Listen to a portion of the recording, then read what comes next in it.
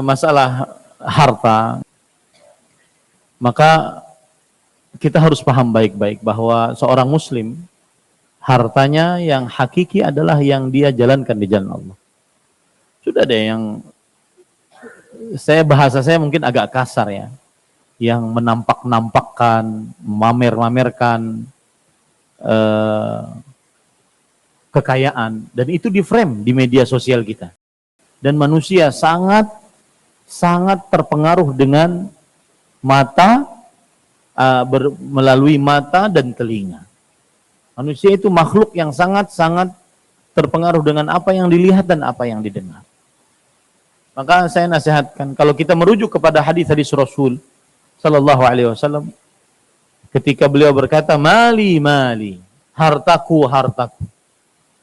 Kata Rasul SAW, malaka min malik illa ma akalta fa'afnait, au labista fa'ablait, au tasaddaqta fa'amdait. Wahai anak Adam, tidak ada harta yang kau miliki kecuali yang engkau makan dan dia akan jadi kotoran, yang engkau pakai dan dia akan rusak, dan yang engkau jalankan itulah yang tersisa.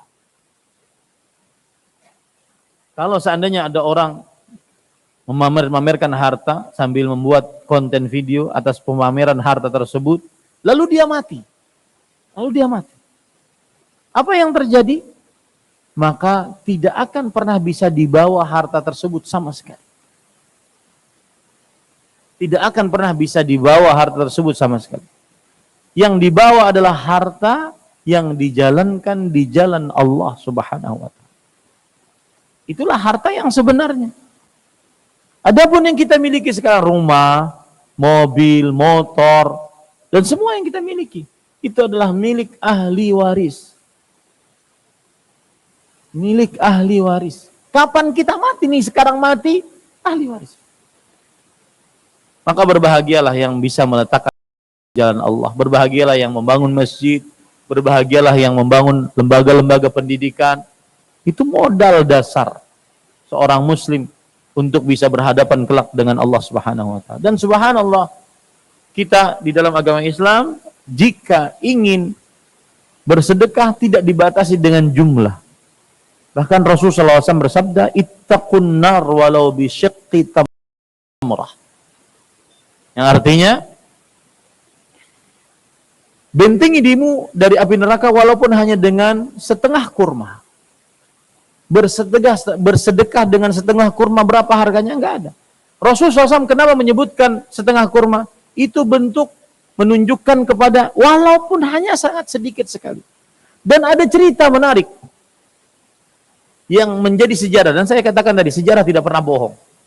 Nabi Muhammad sallallahu alaihi wasallam ketika pergi ke kota Madinah, beliau tinggal di kota di Kuba, yang itu adalah yang ditinggali oleh keturunan Bani Salimah. Kemudian beliau di situ mengerjakan sholat beberapa hari, lalu pergi ke kota Madinah atas perintah Allah Subhanahu wa ta'ala. Lalu dibiarkan ontanya memilih tempat untuk dijadikan masjid. Setelah ontanya turun di situ, maka kata Rasulullah SAW, inilah yang akan dijadikan masjid. Innaha ma'murah, dia diperintahkan oleh Allah Subhanahu wa ta'ala. Dan tanah itu dimiliki oleh Bani Najjar, keturunan An-Najjar. Kemudian Rasulullah SAW bersabda kepada keturunan An-Najjar, "Faminuni ya Bani Najjar." Wahai Bani Najjar, hitung ini harganya berapa, saya akan beli. Saya akan beli. Kata Bani Najjar, tidak, kami akan hadiahkan ini.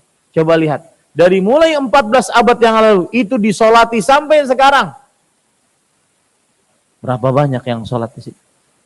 Berapa banyak aliran-aliran pahala terus. Ini orang cerdas tuh begitu. Orang cerdas begitu. Apalagi tidak dibatasi dengan jumlah yang banyak, yang sedikit.